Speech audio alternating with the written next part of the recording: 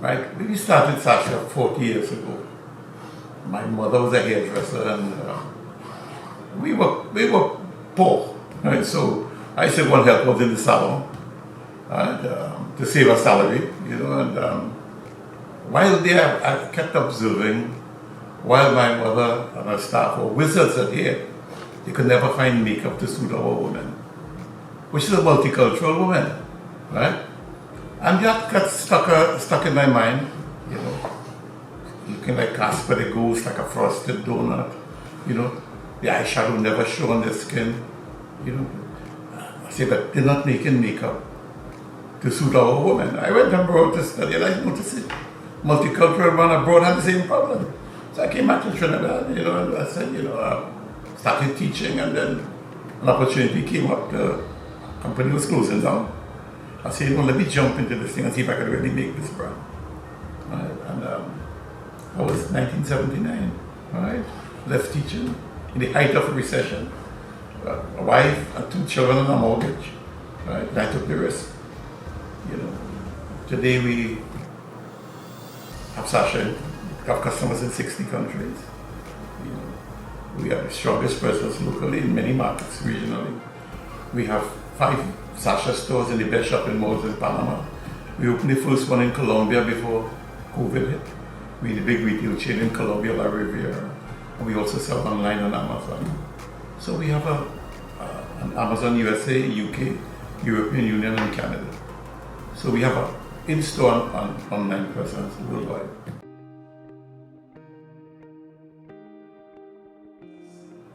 Well, differentiating.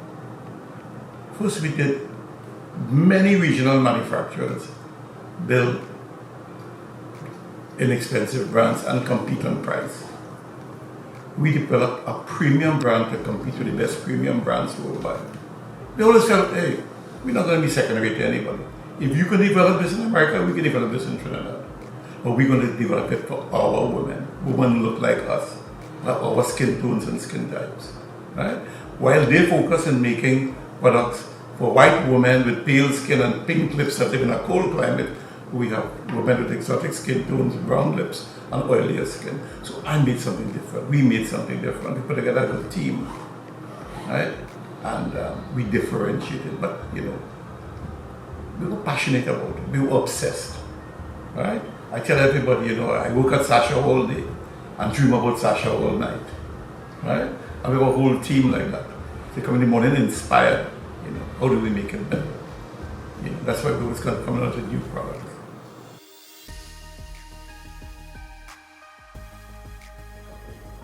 The strength of the brand keep taking us over the hurdle.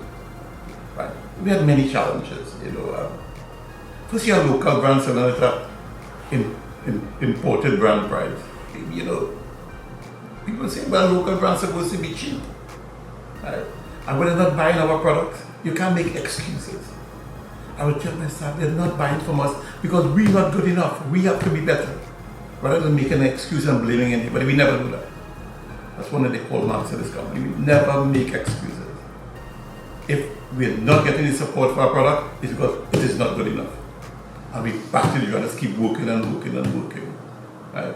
And that's one of the major reasons why we survived 40 years. Right? No, of course, COVID-19, there's no playbook, nobody expected that. Right? And it's whacking good businesses, many out of the park. Right? Many wouldn't survive. We have been able to stick around and survive and take measures post-COVID to emerge stronger and more diversified. So we use the opportunity to step back. We evaluate everything. We now, for instance, you're wearing a mask and your foundation comes out in the mask. So we work towards making foundations mask friendly, your lipsticks mask friendly. They focus more on skin category. So we'll be more diversified.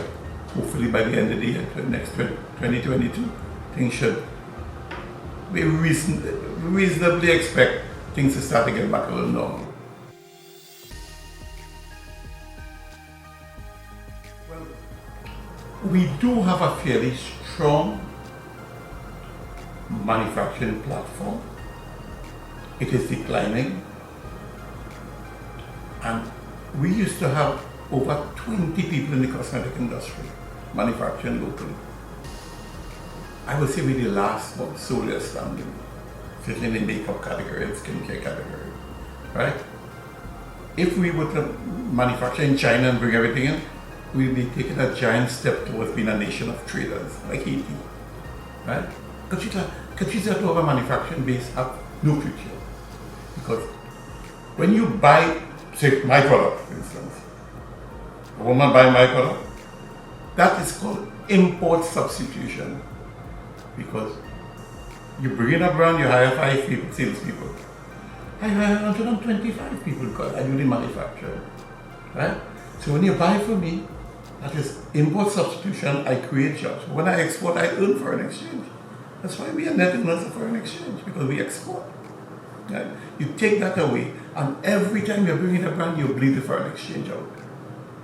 So, you end up with no future. The manufacturing sector, which they employ 60,000 people, I think it's about 50,000 now. But if you put the right circumstances and environment in place to support the manufacturing sector, we can go to 100,000. Let me tell you, we used to make, because I'm in this, we used to make all hair relaxers in Trinidad at one time. You think, right? Create an environment where the people who have all this equipment sitting down, mothballed, could pull it out and say, you know what?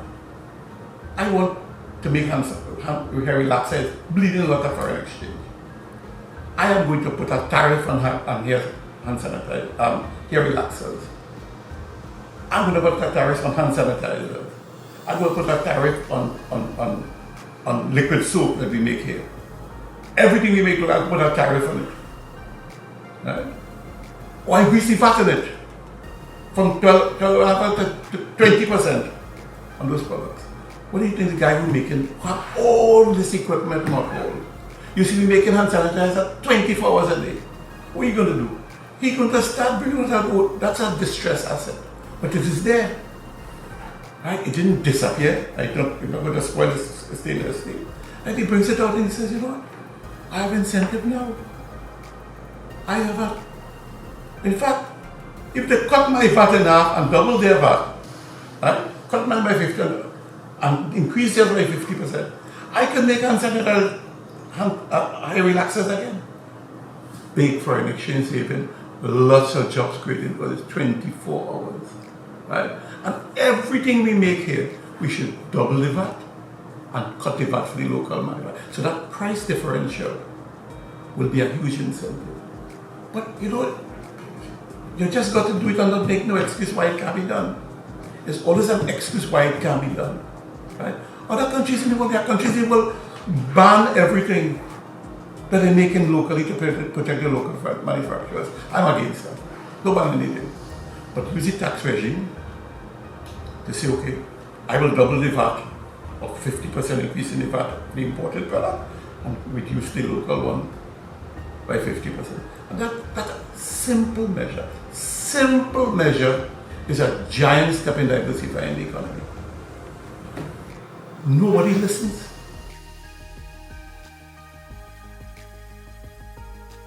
Well, the whole of Latin America, without exception, put non-tariff barriers. There's a established tariff on cosmetics which is 20%. Same in Caribbean.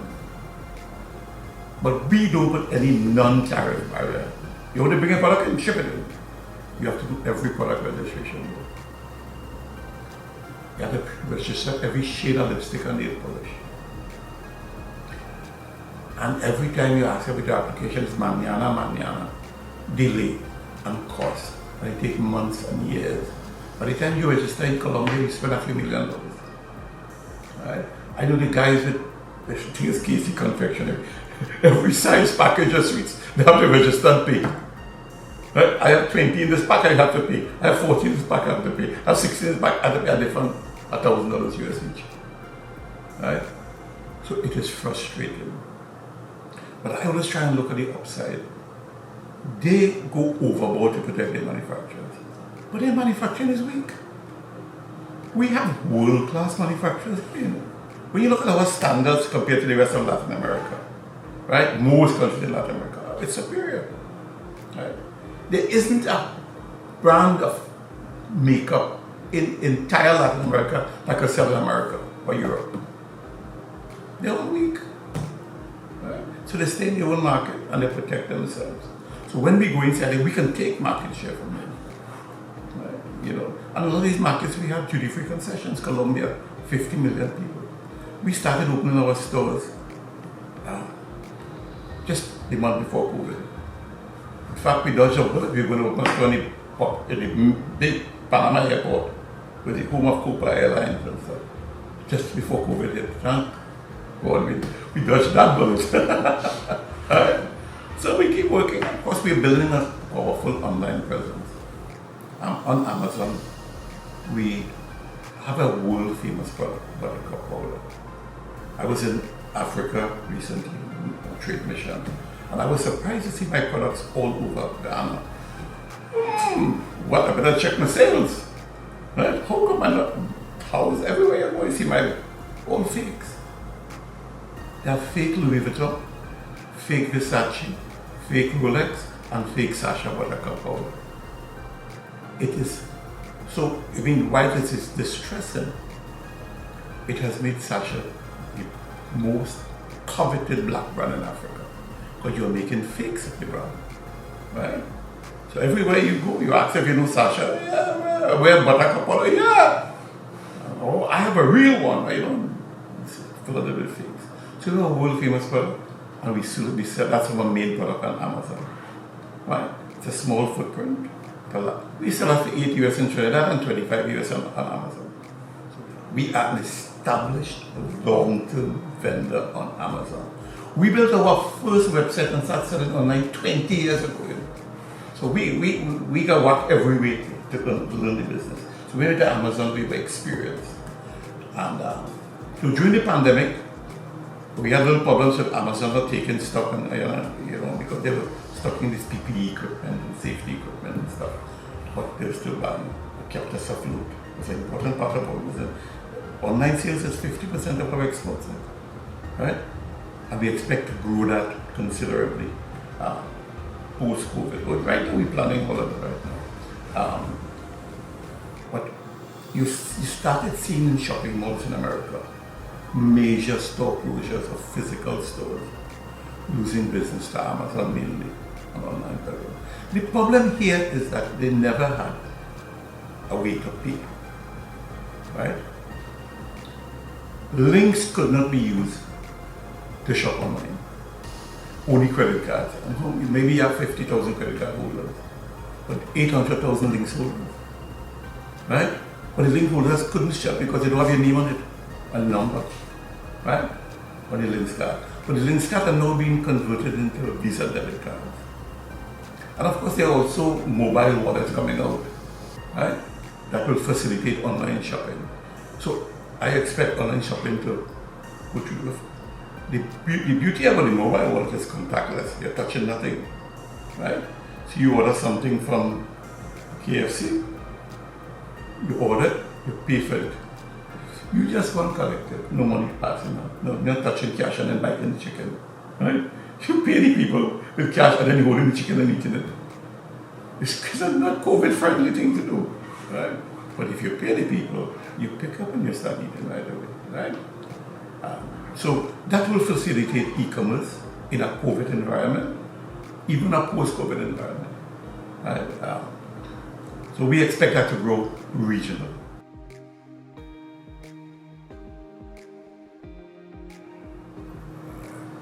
The most dangerous thing you can do is a compete on price. You have to use Trinidad as an incubator market and develop a niche. Okay, you want to make a sunscreen for African American children, right? In a niche, you could charge a higher price because you don't have much competition. And then you take this now and say, where I could sell this at a premium price.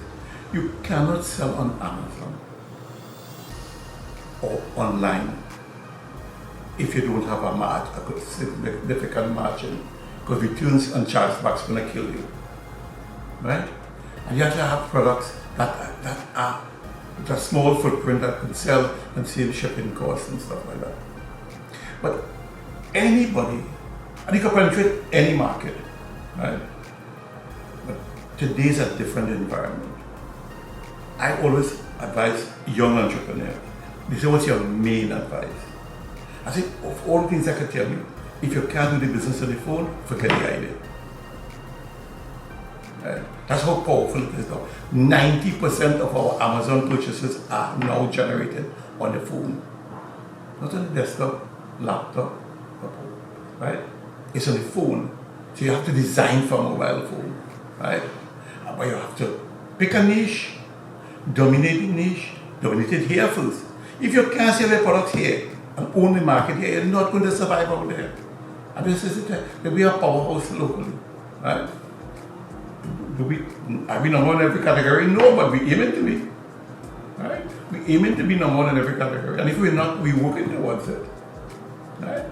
So we're focusing. But once we do that, and we could prove we dominate a market, a small market, you can multiply this. Like we opened a Sacha store here.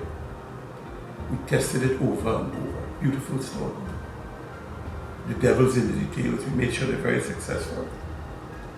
And then we finished this, we made it like a scalable model. We opened one in Panama. Then we opened 5 in Panama.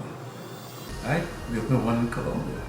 So when we got to that point that this is a functional model, manufacturer selling at a premium retail price, a big margin in those markets, right? We said, we can't run 1,000 of these stores.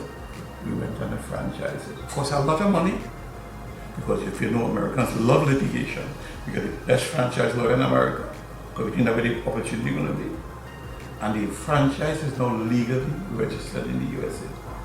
So we have, when everybody bringing franchises in, we're the first going to be selling franchises, right? We launched it just before COVID and sold a full franchise. And we just had to stop. Paid for it. We just had to stop because it was going to be a hurricane. It's amazing, and it's a beautiful kiosk we're doing. Right? A kiosk like a mini store, you could be proud to put in your house, right? It's so high-end, right? So that we expect that to be a big growth area.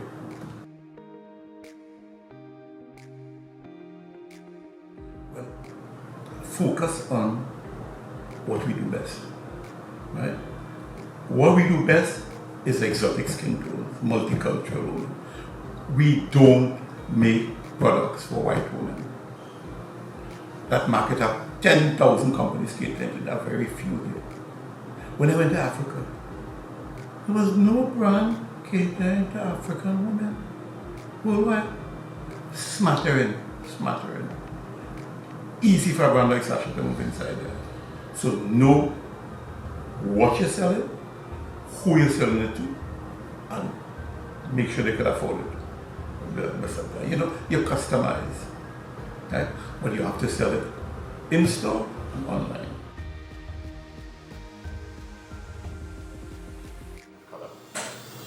It's a huge growing category that I would think it's sad that Rihanna went to a white-owned company to make her line. Because I took one look at the foundation formula, and I went to Sephora and I called the manager and said, this product is going to oxidize. She said, that's why I can't wear it. Oxidize means you put it on at 8 o'clock in the morning, by 10 o'clock it look darker, by 12 o'clock it look darker, by 2 o'clock, and by the night now you're a different person. Because if you're making it for white people, you don't have that problem. We're just not making it for darker people. But they don't have the skin tones in America to make a black line. They don't.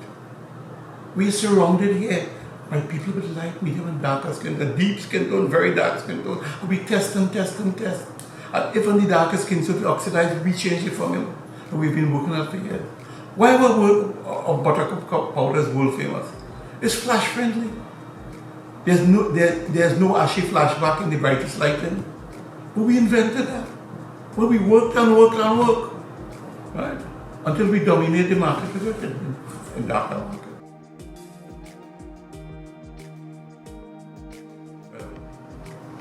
They're always on their toes because they have internet now, social media and stuff.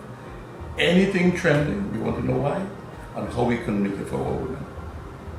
How can we, because we know for sure, like the Vienna brand and this brand, it's made by white people. We make products for people of color by people of color. This is say people of color. Right? We used to say women of color before, we say people of color, right? And I think we're the only cosmetic company in the world making a brand like people of color, for people of color. Right?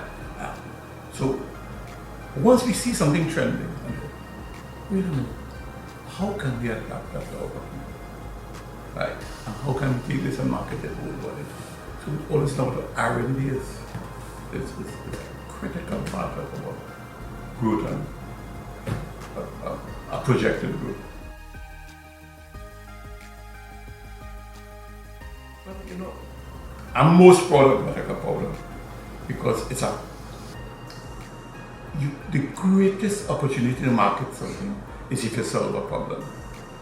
And I watch beautiful black, dark women, a Miss Universe and Miss World pageant, walk out on stage like a Coke bottle and look like Casper, they go and lose. Right? And it should drive me crazy. It should drive my mother crazy. Right? My mother, the first person told me, son, good black, no crack. Right? The darker the skin. She said, the better the hair too. Right? So she's always said that, right? And the cradle of the universe in Africa. We should be making things for darker women. Right? So the buttercup powder was invented for that. Now today, do you know last year, the top 5 beauty pageants in the world were won by women of color for the first time. And I swear I say my buttercup powder on the faces. Because no makeup artist will dare go to a pageant doing multicultural women, darker women without buttercup powder. So you can wear whatever garbage foundation you want. This covers it up and can't tell you. Of course, if you wear Sacha foundation and Sacha, then you we promote it. Right? Let's switch the conversation to skincare line as opposed to makeup and what your company is doing there. We're going to be soon launching a style of skincare made for multicultural women who have oilier skin types. You cannot make skincare for people with dry skin and pale skin and wrinkled skin in America. We don't have that kind of skin tone and that cold climate. We don't have that. We make it for our people and we customize it. So once we have this to launch, it's going to go so exquisite. It is going to work better than anything they have that's not made for them. This is the problem. When you're using things that are not made for you, right? You could end up with more problems. So that line is going to be launched maybe in September or so. Fantastic line.